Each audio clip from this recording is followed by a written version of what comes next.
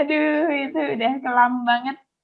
Terus waktu nulis UFO itu, emang apa yang kepikirannya? UFO beneran ada nggak sih?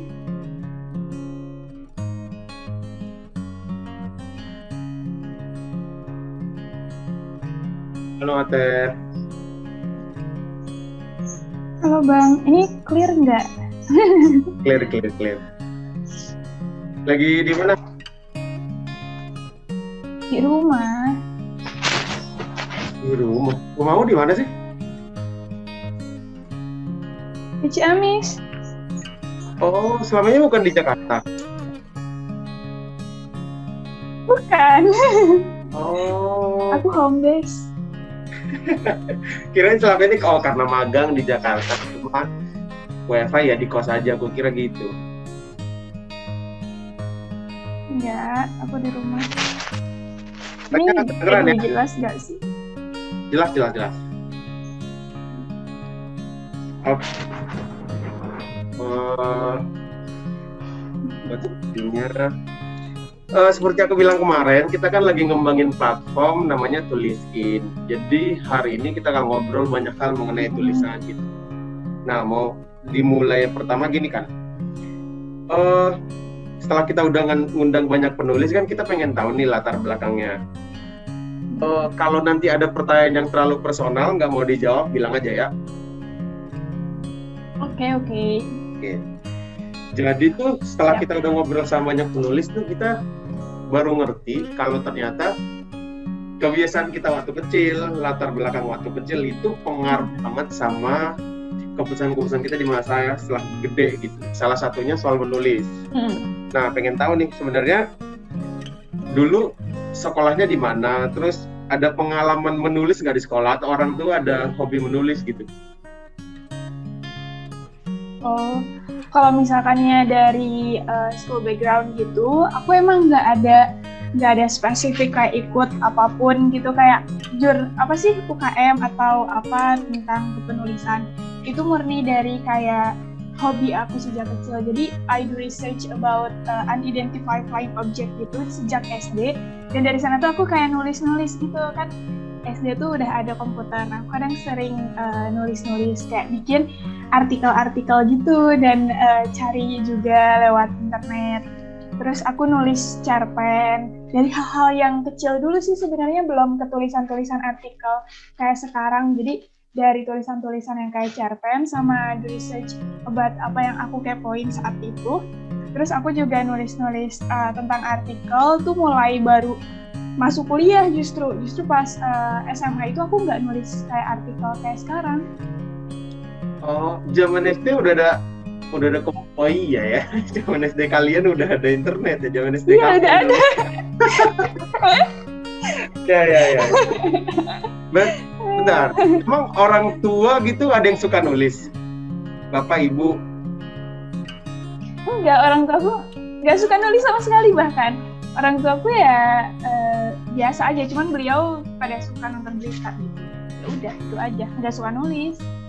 Oh, terus awal pertama kali suka nulis tuh kenapa? Ya karena kepo yang tadi, karena aku tuh ada pengalaman juga sih, little experience about something, terus aku search, terus tahulah soal UFO gitu, dan udah search about UFO, terus cobalah nulis lagi gitu ke hal-hal yang berbau itu, terus nulis, terus bikin blog tuh saat itu. Blog itu SMP kelas 2, lagi musim-musimnya bikin blog, tapi nggak keurus. Jadi semenjak booming doang, lagi booming, bikin, ikut, nulis dan sebagainya. Tapi setelah itu nggak dilanjutin lagi, ya udah. Jadi ya udah, SMA udah clear, nggak main blog lagi. Oke. Tulisan pertamamu tentang apa? Ya itu yang tadi, tentang UFO. Oke. Itu kalau dari SD ya. Masih ada di blogmu berarti. Tapi kalau artikel online aku kayaknya udah aku delete deh, karena setelah aku baca pas SMA itu kayak yang malu-maluin ya? Nggak bagus gitu. Prosesnya itu kan panjang ya. Iya, terus aku delete kalau nggak salah. Udah nggak ada kayaknya sekarang. Berarti pertama kali tahu tentang UFO, terus kepikiran, insting aja gitu ya nyarinya ya? Iya, insting aja, nggak kayak sengaja. Aku sengaja ini research itu enggak, cuman ya naluri aja kali ya, kayak terus cari-cari terus ditulis ulang. Oke, nice. Aku kira tuh entah bapak atau ibu suka nulis gitu. Enggak. Okay. Terus di sekolah berarti dari SD lah kita ngomong dulu, nggak pernah ikut kompetisi sama sekali gitu-gitu ya? Ikut ekstra Enggak. gitu nggak ada ya? Enggak sama sekali. Oh, oke, unik juga ya. Berarti ya karena suka aja gitu. Oke. Terus pertama kali menulis itu SD. SD kelas berapa tadi? Kayaknya kelas 6 deh. Itu udah mulai mau ke SMP gitu. Pas waktu ya belajar komputer kan sekitar kelas 6. Cuman kalau nulis di artikel online gitu, secara artikel yang udah bagus nih, yang udah ngasilin uang gitu, itu mulai kuliah semester 1. Karena aku tuh cari peluang gitu kan, ngelihat ada beberapa rekan yang awal kuliah, itu mereka tuh nggak kuliah aja gitu, tapi mereka juga cari penghasilan lain. Nah, terus aku juga mikir kan kayak, apa sih aku bisanya apa, potensi yang aku milikin itu apa, terus opportunity yang ada itu apa, yang kira-kira fit nih sama aku, yang nggak ngebebanin aku kuliah tuh kayak gimana. Terus pas sudah aku cari, ternyata ada tuh namanya freelance writer. Terus udah kayak gitu cari dan dapatlah, tapi ya kelemahannya dia non legal, jadi bukan di isu-isu hukum, tapi di isu-isu sains dan teknologi gitu. Terus aku juga coba deh akhirnya apply dan keterima, terus dapat risetnya tentang sains dasar gitu, jadi yang gampang-gampang, jadi masih bisa lah, soalnya aku juga basicnya dari IPA gitu SMA, jadi masih nyambung lah sebenarnya. Oke. Kita jangan terlalu jauh dulu, kita mundur dulu dari awal-awal ya. Iya. Nulis pertama kali kelas 6 SD, terus buat blog kelas 2 SMP. Iya. Kelas 2 jadi, atau 1 gitu lah, aku lupa. Oke, berarti selang di antara itu nulisnya di mana? Tulis tangan biasa atau di komputer, di Word gitu? Enggak, nulisnya di laptop.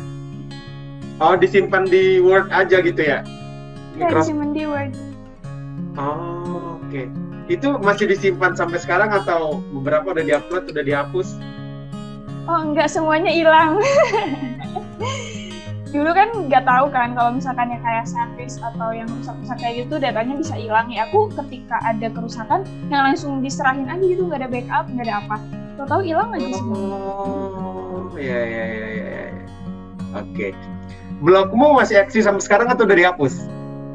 Udah dihapus. Sayang banget. Oke. Boleh minta aku bilang gitu malah. Aduh, itu udah kelam banget. Terus waktu nulis UFO itu, emang apa yang kepikirannya? UFO beneran ada nggak sih? Kayak gitu-gitu ya? Iya, kayak gitu-gitu. Terus nanya-nanya juga, kayak sok-sokan bener deh kayak penulis gitu, wawancara sama saudaraku juga yang saat itu dia udah kuliah. Aku masih kelas 6, nanya-nanya gitu. Terus apa yang dia omongin aku tulis, aku narasiin lagi gitu pakai kata-kata. Padahal kalau dipikir-pikir sekarang gitu kayak sebenarnya konstruksi yang udah aku terapin dalam menulis itu udah bener gitu. Aku do research-nya udah bener, nanya-nanya, pakai WH question juga. Jadi kayak yang sebenarnya salut juga sama diri sendiri. Wah, aku kelas 6 SD udah kayak gini gitu. Oke. Itu tanpa diajari kan, cuma insting aja kan? Iya, insting aja, enggak, orang tua nggak pernah ngajarin nulis atau apa, kayak nekenin, kamu ini enggak sama sekali. Oh, bentar. Jadi penasaran sama kebiasaan bacamu dari kecil. Emang dari kecil udah suka baca berarti? Iya, tapi bacanya bukan yang berat-berat, kayak baca komik terus bobo, majalah, kayak gitu-gitu. Justru yang biasa-biasa aja, cuman sering baca apapun. Oke. Kirain zamanku doang baca bobo. Baca cerpen, baca dongeng, gitu-gitu ya? Iya. Terus baca-baca majalah-majalah, kan dulu kayak langganan majalah-majalah tuh banyak banget. baca-baca yang kayak gitu. Oh, oke. Sekarang kita agak maju nih. Pertama kali nulis kelas 6 SD, mulai buat blog kelas 2 SMP. Akhirnya setelah udah biasa nulis selama itu, di awal-awal nulis itu nulis pas kapan biasanya? Awal-awal nulis dulu. Dulu pas lagi weekend sih aku pasti nulisnya, nggak pernah gitu pas lagi hari-hari kuliah, hari-hari sekolah gitu. Aku nulis tuh nggak pernah. Justru itu kayak lagi Sabtu, Minggu, kalau nggak Minggu deh. Dulu saat itu kan belum efektif sampai hari Jumat ya sekolahnya. Pas zamanku tuh baru dari SMP, cuman sampai hari Jumat doang. Sabtu, Minggu udah libur. Nah itu hanya weekend doang gitu. Jadi selain itu kayak hari-hari sekolah aku nggak pernah nulis sama sekali. Bahkan itu aku fokus buat sekolah. Waktu pelajaran bahasa Indonesia, ada dulu pelajaran mengarang nggak? Ada. Nah, itu aku cepet banget. Maksudnya dibandingkan kalau compare ya sama teman-temanku yang lainnya, ketika aku bikin tulisan karangan gitu, lebih cepet dan lebih banyak gitu yang narasi yang aku buat. Misal orang lain dimintanya buat nulis PR ya, ada dua folio. Aku bisa lebih kayak gitu. Gurunya juga kayaknya males deh bacanya. Ya. Tapi kayak seneng aja kalau udah pelajaran mengarang ya. Iya benar-benar seneng banget. Apalagi kalau ngarangnya tuh suruh kayak pengalaman, kamu udah kemana aja, terus pengalaman kamu sama liburan atau itu diceritain dari A sampai Z. Iya benar. Biasanya habis liburan, masuk sekolah, pengalaman selama liburan gitu. Iya. Terus aku tulis deh semuanya. Makanya. Main ke rumah nenek gitu-gitu kan ada. Benar-benar. Oke. Nah, tadi udah tahu latar belakangnya, terus udah tahu menulis kapan pertama kali. Kenapa akhirnya suka nulis? Kalau kenapa akhirnya suka nulis, nggak tahu ya, karena aku juga sebenarnya bukan yang nekenin diri aku buat kamu harus suka nulis nih, enggak, cuman ya karena aku ngerasa fit aja gitu, dan aku ngerasa nulis tuh bukan jadi beban gitu. Ketika aku nulis, aku enjoy ngelakuinnya, jadinya tuh terus gitu. Ketika aku coba job yang lain, kan aku juga beberapa kali ikut internship gitu kan, dan mungkin nulis adalah passion gitu. Ya kayak ya langsung suka aja gitu, nggak yang tanpa disuruh gitu ya. Iya. Oke, kita maju agak ke masa sekarang. Sejauh ini sampai era sekarang nih, keuntungan finansial boleh disebut, tapi sejauh ini apa sih keuntungan yang udah didapat dari menulis? Banyak banget yang aku dapetin dari nulis, kayak misalnya aku disuruh nulis ya soal yang sekarang aja deh, yang terakhir ini soal PKPA misalnya. Banyak banget materi-materi yang sebenarnya sejak kuliah itu aku nggak dapetin gitu. Aku belajarnya cuma teori-teori aja. Tiba-tiba aku harus mendalami suatu undang-undang yang benar-benar aku baca gitu pasal per pasal, benar-benar aku baca penjelasannya juga nyampe akhir. Bahkan nyampe kode etiknya pun aku baca gitu, kayak research. Nah, pengalaman-pengalaman itulah yang sebenarnya sangat luar biasa buat aku gitu. Ketika aku nulis lagi di next step atau kayak gini, itu bakalan ngebantu banget buat aku mendapatkan view yang beragam dan sudut pandang yang luas gitu ketika aku nulis, karena ya pengalaman-pengalaman nulis tadi itu nuntut aku buat baca gitu. Dan aku suka untuk mempelajari hal baru, karena ya menurut aku itu penting sih, apalagi ngebanyakin konten kan, kayak banyakin bahan bacaan kita juga. Itu kan salah satu nilai juga buat kita biar tulisannya itu bagus gitu, biar tulisannya itu kayak nggak di satu bidang aja. Itu sih pengalamannya luar biasa banget kalau dari nulis yang kita dapetin. Ada nggak orang yang kenal yang ngajak kenalan itu karena dilihat tulisannya bagus, yang sama sekali nggak kenal gitu?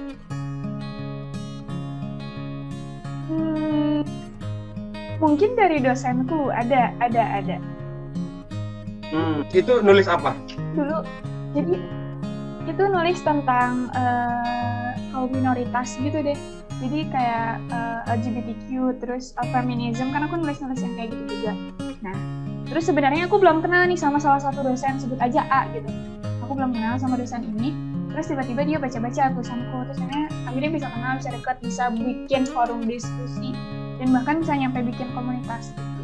Jadi dari sana taunya bisa kenal, lumayan sih nulis tuh bikin meluaskan relasi juga, bikin networking gitu dengan beberapa orang yang sebenarnya bisa jadi sepemikiran atau sepemahaman sama kita. Jadi ya membuat ruang-ruang diskusi baru. Oke. Jadi punya kenalan baru, belajar hal-hal baru, dapat networking. Iya. Nah, sekarang pertanyaannya agak sensitif nih. Soal finansial. Kapan pertama kali menulis dibayar? Kalau nulis dibayar itu ya pas jadi freelance writer itu yang kuliah semester 1 berarti itu. Oke. Yang iya itu. Jadi sistemnya itu kayak dibayarnya per views. Viewernya itu berapa, terus nanti baru dikonversikan. Boleh kita sebut nggak sih nama websitenya? Boleh. Di Warstack kan? Iya, sebenarnya aku selain Warstack juga aku baru inget nih, Bang, aku pernah juga nulis namanya di websitenya tolibun.com, tapi itu nulisnya soal isu-isu sensitif sih. Tolibun kalau di Tolibun itu bukan per view. Sama. Jadi dia kayak platform yang bikin tulisan-tulisan gitu. Nah, tapi itu dia per tulisan, bukan per view kayak yang di Warstack. Kayak gitu. Di Warstack bayaran pertama berapa?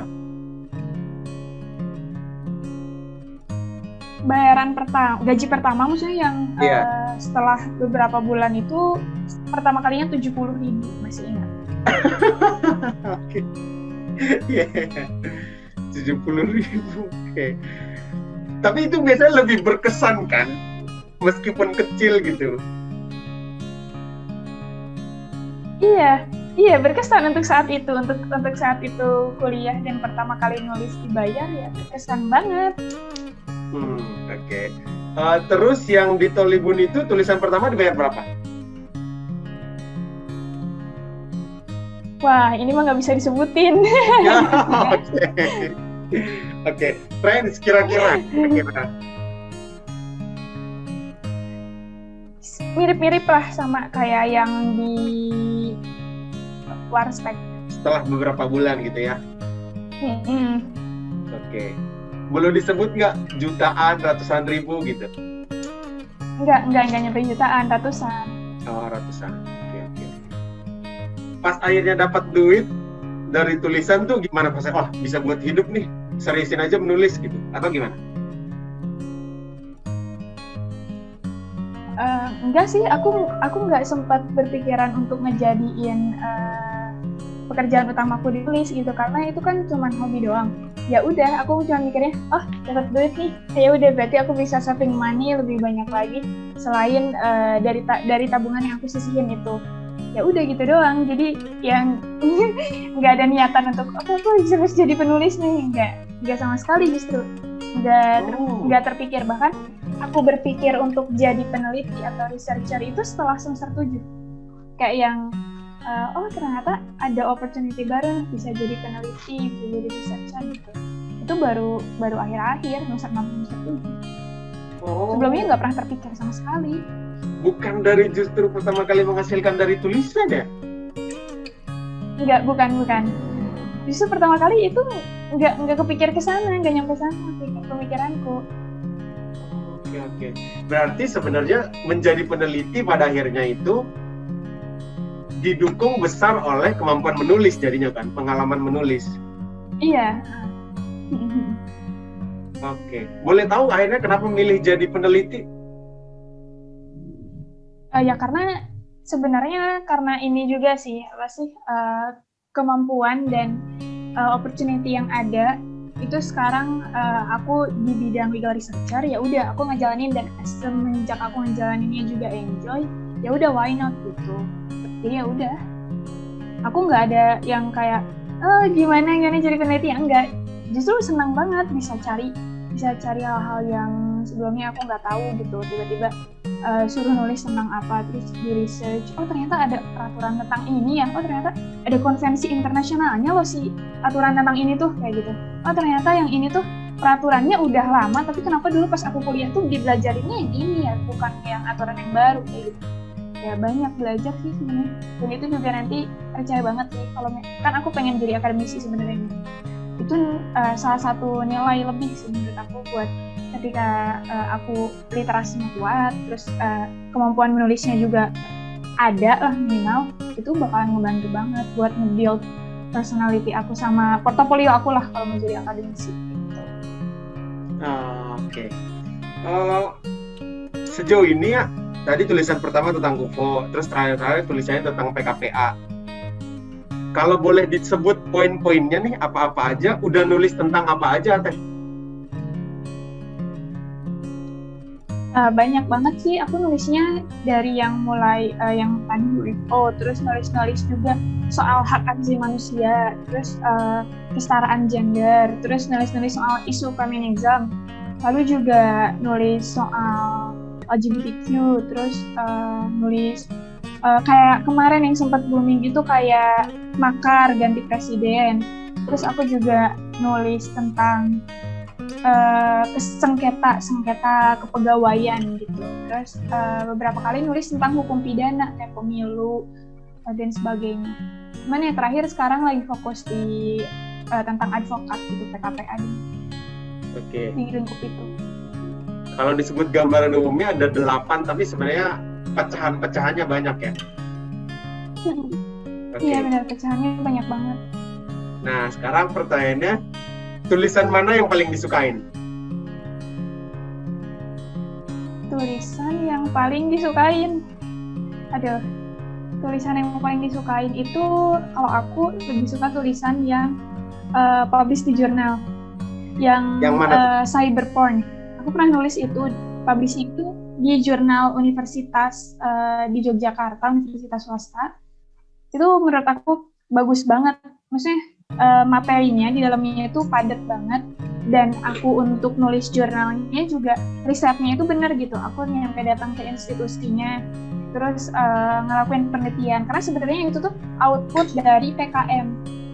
Kalau Bang Bulmer tahu itu di aku ada yang namanya PKM GT kalau nggak salah, yang nyuruh kita buat riset. Dan saat itu aku nulisnya tentang itu gitu. Jadi itu sekalian kayak dibiayain oleh DIPI juga. Jadi aku risetnya itu benar gitu, kayak aku datang ke instansinya minta datanya. Terus jadi nggak cuman selama ini kan aku nulis daftar pustakanya cuman dari studi pustaka ya, jadi baca buku, baca jurnal. Kalau yang benar-benar terjun dan benar-benar aku dalemin, itu tuh cuman yang cyberporn aja sih. Oke. Kalau tulisan yang nggak terlalu disukai lah gitu, jangan yang UFO ya. Kalau tulisan yang nggak terlalu disukain itu ya tulisan-tulisan yang kayak LGBTQ itu. Bukan nggak terlalu disukai sih, mungkin tantangan nulisnya tuh terlalu gede banget. Jadi apa yang kita tulis dengan hasil yang kita dapatkan itu nggak seimbang lah menurut aku. Jadi kadang kayak ada kritik, terus bully dan sebagainya. Kayak ngapain sih nulis kayak gitu. Jadi menurut aku itu nggak balance gitu antara effort buat menulis sama hasil yang didapatkan. Nulis feminisme aja dikritiknya banyak banget, apalagi nulis yang kayak gitu. Emang kritiknya waktu itu dari teman-teman? Iya dari teman-teman, terus dosen juga ada. Dari rata-rata dari teman, dari orang yang nggak kenal juga ada. Yang itu yang LGBT akhirnya terbit di mana? Terbit juga di Tolibun, yang tolibun.com itu. Oke. Sekarang kita coba ngomongin soal platform. Sejauh ini kan udah pernah nulis di Tolibun sama di Warstek. Sekarang lagi nulis di Startup Hukum kan? Iya. Sejauh ini menurutmu udah ada nggak sih yang platform menulis yang oke di Indonesia gitu? Jadi kayak misalnya kalau orang cuma bisa mengendarai motor, pengen menghasilkan dari itu, ada Gojek gitu kan. Kalau menulis kayaknya belum ada ya? Sejauh yang aku tahu, aku belum nemuin sih sampai saat ini yang benar-benar bisa mengakomodasi kebutuhan tentang nulis tuh belum nemu aku sampai saat ini. Oke, yang kayak Tolibun dan Warstek itu menurutmu gimana? Kenapa nggak lanjut di situ terus? Enggak sih, karena aku kan orangnya tuh kayak nggak bisa nih cuman diem di zona nyaman aku. Aku mencari kesempatan yang lebih besar lagi gitu. Jadi karena aku merasa ketika aku di sana aku bakalan gini-gini aja, jadi aku nggak mau hal itu terjadi, ya aku cari gitu, aku coba apply jurnal, aku submit sana sini, terus aku juga coba hal-hal yang lainnya gitu. Oke. Waktu submit jurnal itu karena kompetisi atau memang cari informasi pengen buat jurnal kayak gitu? Aku dari ini sih Bang, dari informasi kan ada tuh biasanya kalau misalkannya mau submit ada yang namanya call per paper gitu. Kalau misalkannya ada yang kayak gitu, aku langsung submit tuh. Nanti disesuaikan aja temanya. Misal kalau misalnya beruntung nih sesuai, aku langsung submit. Tapi kalau misalkannya nggak sesuai, aku bisa nih cari webnya, web dari jurnal tersebut, terus aku register sendiri.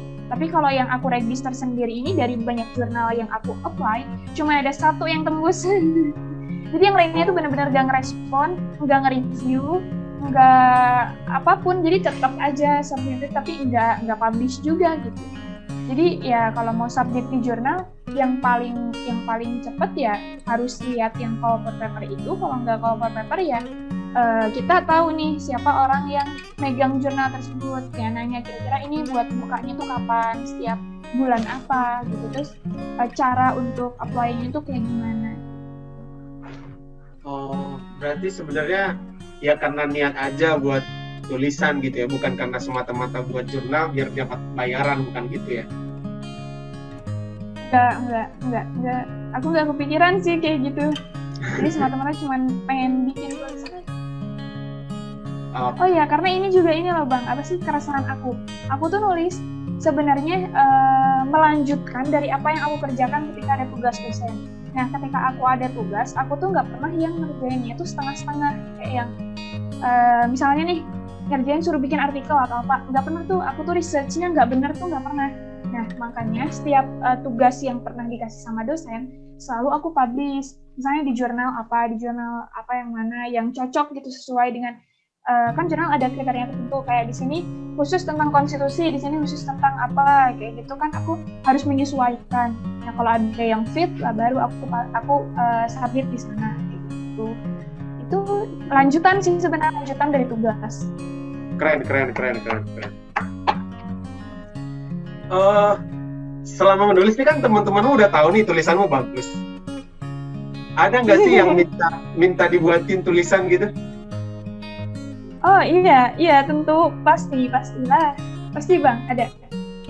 Dulu sempat tuh ada teman, dia kebetulan bukan dari hukum, tapi dia itu ada tugas di bidang legal gitu, dia suruh bikin apa gitu, tapi yang ada kaitannya dengan hukum, karena memang itu jauh banget dari yang aku pelajarin di kampus, dan emang aku tuh nggak bisa gitu kalau misalnya suruh ngejokiin tulisan atau bahkan suruh ngerjain tulisan yang orang lain, bukan meskipun dibayar berapapun, enggak gitu, aku nggak mau, karena menurut aku itu bukan aku banget, itu melanggar prinsipku gitu. Kalau aku sih pribadi pengen kalau tulisan yang aku tulis itu ada namanya gitu. Aku juga kurang respect ketika ada orang yang misalnya aku nulis terus tiba-tiba karena dia misalnya, contoh aja ya Mas, ini pengalaman juga sih saya sharing. Pernah aku tuh intern di salah satu itu juga aku nulis juga, terus diambillah tulisan aku tapi atas nama A misalnya. Nah, aku nggak suka kalau yang kayak gitu, karena menurut aku tulisan itu mahal, meskipun mahal maksudnya bukan secara nominal uang ya, tapi secara ilmu pengetahuan tulisan itu dihasilkannya yang mahal banget, dan aku nggak terlalu money oriented juga. Bahkan ada pernah yang bilang, teh mau nggak kamu kerjain skripsiku, aku bayar 3 juta. Terus aku bilang, enggak makasih. Oke. Pertanyaan kita selanjutnya soal itu, karena sebenarnya kan kebutuhan tulisan itu tinggi kan, jadi kita nggak usah bahas yang kecil-kecil lah yang selalu akan ada di kampus. Makalah, jurnal, skripsi gitu kan, tesis, disertasi itu selalu ada gitu. Sedangkan harus diakuin kalau sebenarnya joki skripsi, disertasi, tesis itu kan ada aja gitu loh. Iya, Nah, ada itu. Tadi kan udah pernah ngalamin tuh diminta buat kerjain. Pandanganmu sendiri mengenai itu gimana? Ya menurut aku nggak terlalu mandang negatif juga ya, karena menurut aku itu tuh kesempatan juga gitu untuk beberapa orang yang memang punya keahlian atau keterampilan menulis dan riset yang baik.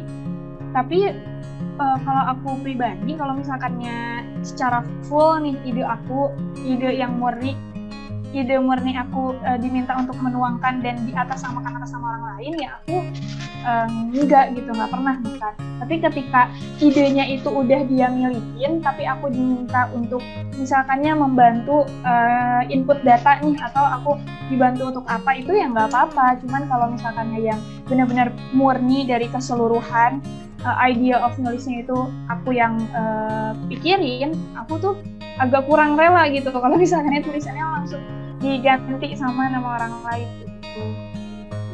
Berarti sebenarnya untuk membantu orang menulis tuh nggak masalah gitu, tapi iya nggak masalah.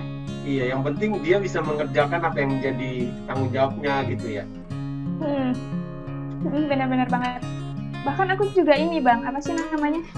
Coba ngebantu teman-temanku yang sekarang saat ini masih skripsian gitu. Ketika ada yang nanya, ini teh gimana ya kayak gini, mungkin kerangka berpikirnya kayak gimana ya, teori yang bisa aku pakai tuh yang bagus gimana ya, terus susunan ketika menentukan landasan teori atau ketika membuat landasan konseptual itu kayak gimana ya aku bantu gitu, karena menurut aku nggak ada salahnya gitu dari kita memberikan transfer ilmu, transfer knowledge ke yang lain tuh nggak ada salah. Cuman ya itu yang tadi, cuman kalau misalkannya murni pure dari yang apa aku pikirkan, ya itu yang berat. Oke. Tadi soal jaga skripsi, terus soal plagiat menurutmu gimana? Ya plagiasi juga sama beratnya itu. Menurut aku selama mencantumkan sumbernya, kadang kan kalau misalkan kita cek di Turnitin nih Bang, itu tuh kadang meskipun udah diganti-ganti, kita udah parafrase, tapi kan ada aja ya yang masih terdeteksi misalnya. Nah menurut aku selama kita mencantumkan sumbernya dengan jelas ya nggak apa-apa. Kalau aku pribadi gitu, di luar itu teksnya, teks skripsi atau apa itu kan kembali lagi ke masalah teknis ya. Tapi untuk aku pribadi, aku ketika aku mengutip suatu tulisan, yang penting aku cantumin aja gitu kalau aku. Oke. Tapi pernah nggak mendengar kasus atau ngalamin kasus soal plagiat? Aku nggak pernah sih sejauh ini selama aku nulis, alhamdulillah nggak pernah ada kasus soal plagiat gitu. Oke. Pernah dengar kasus nggak yang dia nulis skripsi udah selesai, bahkan udah sah gitu, tapi ternyata ketahuan plagiat dan akhirnya dicabut SH-nya, sarjananya?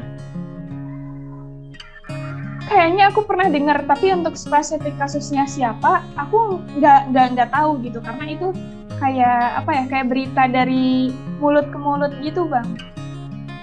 Oke. Tapi nggak pernah mendengar ada yang, kenapa ya? Aku nggak mau sebut spesifik sih, cuma kan pernah ada kasus yang seorang yang udah punya jabatan lah dituduh punya plagiat tuh kayak berat banget gitu. Iya itu berat banget. Kayaknya aku connect nih sama siapa maksudnya. Tapi kita nggak perlu sebut subjeknya siapa gitu. Iya, nggak perlu. Sensitif banget. Iya. Karena kalau kayak kata Mas Lulu nih, tulisan itu kayak anak gitu. Iya. Nah, kalau anak kita diambil dan tanpa izin tuh kayak gimana gitu. Iya. Oke. Pertanyaan selanjutnya. Siapa idolamu dalam menulis?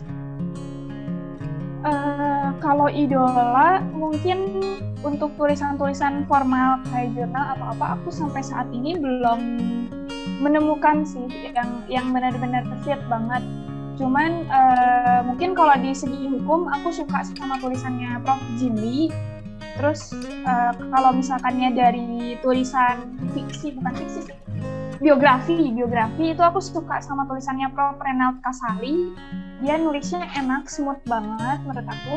Terus kalau dari fiksinya, aku suka dari penulisnya Ayat-Ayat Cinta. Itu siapa Mas? Habibur Rahman. Ya, Habibur Rahman itu.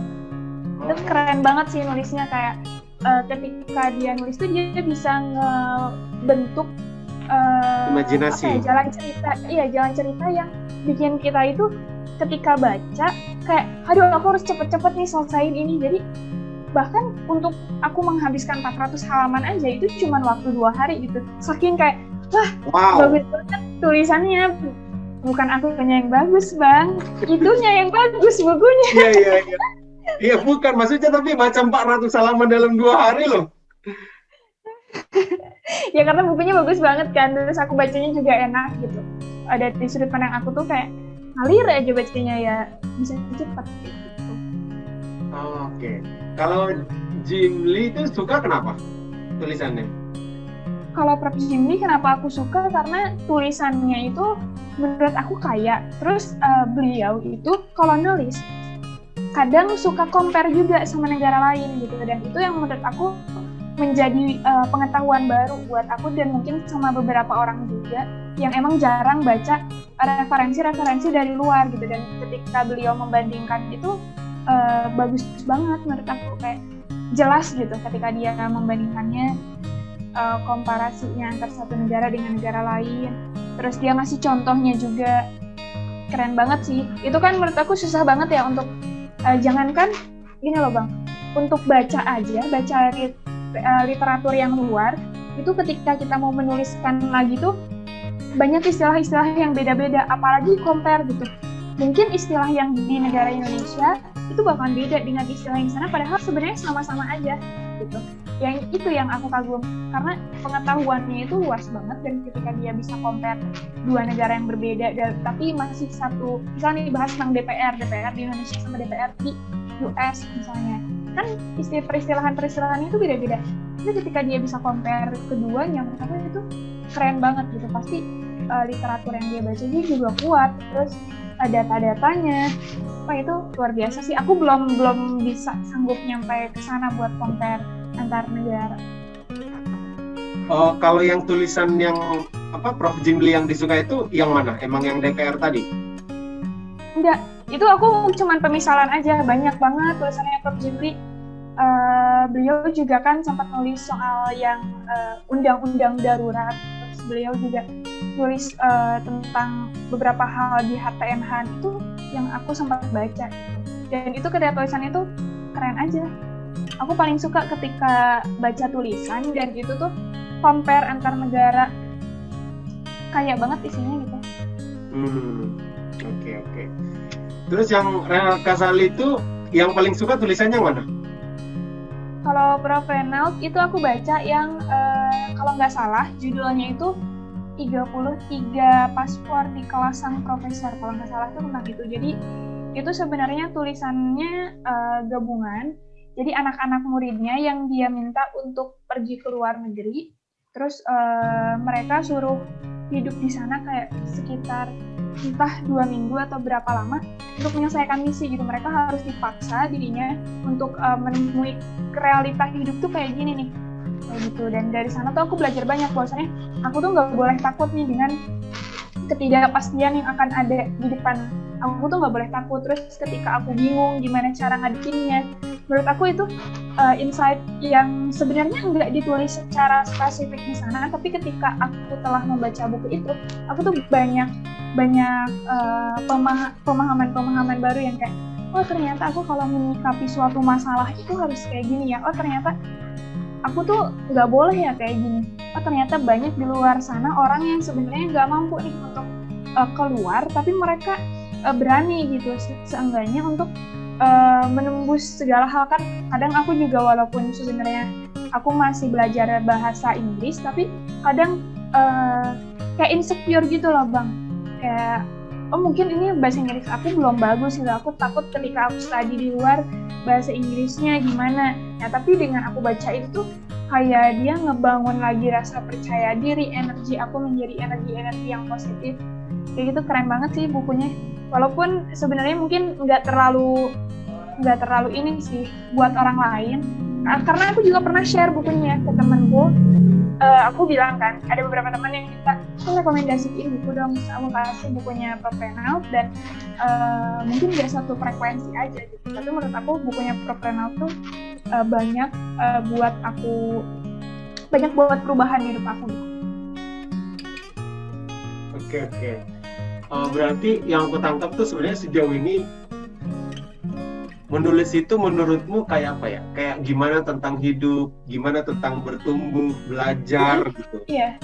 Iya benar banget. Aku pengen tahu nih gimana rasa hidup di luar negeri. Tapi aku nggak perlu keluar negeri, aku baca buku dan aku bisa mengerti gitu ya. Iya. Oke. Ya. Berarti semakin ngerti sih apa ya? Internalisasi dirimu terhadap tulisan tuh sedalam apa gitu. Oke. Terus selanjutnya nih, kalau udah kayak gitu, sebenarnya menurutmu menulis itu sepenting apa? Menurut aku penting banget. Keterampilan menulis itu udah kayak apa ya? Fundamental lah buat di zaman-zaman sekarang. Apalagi ketika udah masuk dunia perkuliahan ya. Mungkin kalau masih sekolah, nulis belum terlalu kerasa karena juga tugas-tugas dan sebagainya mungkin belum terlalu dituntut untuk menulis gitu. Tapi ketika udah masuk next step, udah masuk ke dunia perkuliahan dan selanjutnya menurut aku nulis itu penting banget ketika bikin laporan dan sebagainya. Dan menurut aku di samping itu menulis juga bisa membangun pengetahuan kita gitu dari yang sebelumnya kita nggak tahu sama sekali jadi kita tahu gitu. Dan selain kita tahu, kita juga tahu nih validitas data yang kita buat tulisan, ini udah benar atau belum. Kita ngambil datanya itu sumbernya jelas atau enggak gitu. Terus peraturan-peraturan yang ada itu udah kita masukin atau belum, terus itu udah mengakomodasi semuanya atau belum, kayak gitu. Dan itu yang bikin kenapa aku pengen berkembang di sini gitu, pengen berkembang di dunia penulisan, research, penelitian gitu. Oke. Kalau ada pertanyaan nakal kayak gini nih, pilih makan atau nulis? Nulis. Nulis. Pilih makan loh, makan atau menulis? Nulis. Oke, kenapa? Aduh, ini jawabnya juga agak nakal. Karena menurut aku kalau itu bisa dicari di tempat lain gitu. Bahkan ketika aku selama ini dari SMA aku menulis nyampe sekarang itu ya kalau dihitung-hitung ya justru penghasilan terbesar aku tuh bukan dari nulis kayak gitu. Oke. Menurutmu kenapa orang nggak suka nulis? Mungkin orang nggak suka nulis karena yang pertama malas mendalami tulisan itu. Nah, ketika disuruh menulis tentang COVID nih, harus mendalami itu tuh orang yang malasnya tuh bacanya. Dan nulis itu kan menuangkannya lagi tuh bukan sesuatu yang mudah untuk beberapa orang. Ada yang ketika orang udah baca nih, dia mampu, dia mau untuk bacanya. Tapi ketika dia menuangkan dalam sebuah tulisan, dia bingung atau kehabisan kata-kata. Nah, ini awalnya harus kayak gimana ya? Mungkin itu sih yang bikin orang lain kayak nggak tertarik gitu dengan kepenulisan. Oke. Terus selama sekarang menulis tuh suka ngajakin orang buat nulis nggak sih? Iya benar, suka banget. Aku bahkan setiap nulis itu pas waktu zaman kuliah itu aku suka ngajak teman-temanku kayak aku kan punya circle terkecil di kampus gitu. Ketika aku mau nulis, aku ngajak temanku yang ini, aku mau nulis tentang ini, kamu mau nggak partner jadi co-autornya? Terus temanku yang lainnya, kamu mau nggak? Aku mau nulis tentang ini. gitu. Terus aku juga nawarin, selain aku nulis secara individu, aku juga nulis secara tim gitu. Jadi ketika ada teman-teman yang sebelumnya belum pernah nulis, terus aku kasih tahu nih step by stepnya, terus nanti kita nulis bareng-bareng. Atau bahkan juga saat itu juga aku ngajak ke partner aku juga gitu untuk nulis, kita nulis bareng, penelitian bareng. Suka milih-milih nggak kalau ngajakin orang nulis? Iya, pasti dong Bang, masa enggak? Jadi kalau kriteria aku sih ketika aku mau ngajak orang nulis, yang penting dia itu udah gimana ya, dia punya niat yang benar gitu ketika nulis, bukan orang yang dia nulis itu hanya pengen nempelin nama doang, kayak dia mungkin nggak diskusi sama sekali bahkan, atau ketika kita pembagian tugas aja bahkan tugasnya nggak dikerjain gitu. Nah kalau yang kayak gitu-gitu aku malah berhenti gitu untuk nggak nulis. Atau kalau misalkannya mungkin itu udah deadline banget dan waktunya udah sedikit lagi tuh, ya udah aku kerjain aja semuanya. Terus nanti untuk kedepannya aku nggak kolaps lagi gitu. Kalau aku sih kayak gitu. Cuman kalau sejauh ini ya aku nggak pernah asal-asal banget gitu. Pasti aku sebelum ngajak udah tahu nih kepribadian orang tersebut tuh kayak gimana. Terus kira-kira enak gak ya? Kalau misalkannya enak, ya baru aku ajak. Tapi kalau misalkannya yang benar-benar random ngajak orang yang sebenarnya belum aku kenal banget tuh aku jarang. Oke. Kalau ditanya mau sampai kapan menulis, jawabannya? Ini agak romantis jawabannya. Sampai akhir hayat.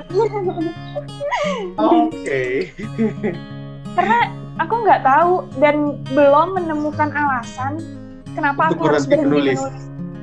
Iya. Ya udah, selama aku emang nggak ada alasan buat berhenti nulis dan selama itu ada waktu, ya why not gitu. Apa sih harapanmu buat dunia tulis menulis di Indonesia? Harapan aku nggak muluk-muluk sih. Aku cuman pengen tulisan-tulisan yang ada itu nantinya sesuai gitu, validitas datanya itu benar nih. Dan aku tuh pengen semakin minimnya tulisan-tulisan yang hoax dan sebagainya, yang cuman yang nggak sesuai lah, yang nggak relevan gitu antara judul dan isinya. Atau bahkan ada tulisan-tulisan yang sebenarnya cuman gimana ya, nulisnya itu di kolom berita tapi dia nulisnya itu mitos, yang kayak gitu tuh yang kurang-kurangin deh kayak gitu. Kayak misalnya nih, dulu nih zaman aku kecil ada orang yang katanya punya sayap, itu headline-nya tuh di berita tuh, padahal sebenarnya kan itu hoax gitu. Nah yang kayak gitu-gitu ya, validitas datanya semoga semakin benar sih untuk penulisan ke depannya. Terus semoga penulis-penulis juga sebelum nulis tuh baca secara general mengenai topik yang ditulis tuh bahasannya apa, biar tulisannya itu bisa dibaca sama semua orang. Mungkin itu yang aku pengen untuk dunia penulisan. Ke depan ada rencana buat tulisan apa? Buat buku, buat apa gitu? Oh iya ada sih. Jadi skripsi aku kemarin itu sebenarnya aku tuh udah ada rencana pengen buat buku dari skripsi aku kemarin, karena menurut aku skripsi aku yang kemarin tuh lumayan oke menurut aku ya.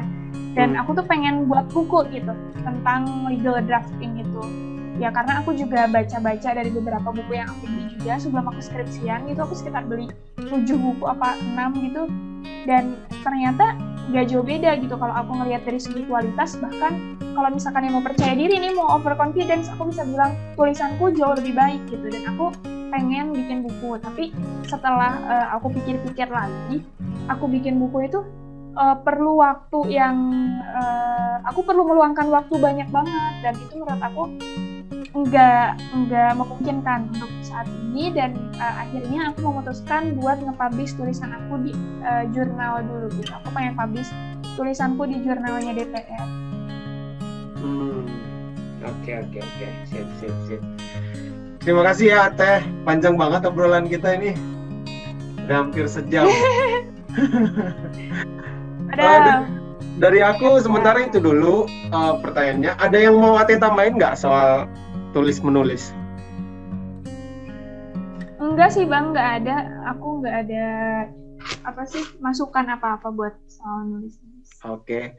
Eh, buat siapapun nanti kan ini kan diterbitin di YouTube, nanti akan dipotong-potong mungkin di-update di beberapa sosial media. Buat siapapun yang nonton, perkenalkan namanya Ateh. Dia masih kuliah tapi tulisannya udah keren banget. Sekarang dipercaya buat nulis di startup. Aku udah lulus Bang. Oh iya. Ya, sekarang dipercaya menulis di startup hukum. Bahkan tuh kalau omongan kami internal nggak ada Ateh kayak, oh iya kalau tulisan kami dibandingin ke dia lebih bagus tulisan dia ya gitu. Oke, nanti Ateh akan gabung di platform kita, ditulisin. Kalau siapapun yang keras, oh kayaknya Ateh cocok nih untuk tulisan yang kami butuhkan, kualitasnya oke, pengalamannya oke, nanti silahkan ngobrol-ngobrol aja. Itu dulu Ateh, terima kasih. Sampai ketemu di obrolan-obrolan selanjutnya.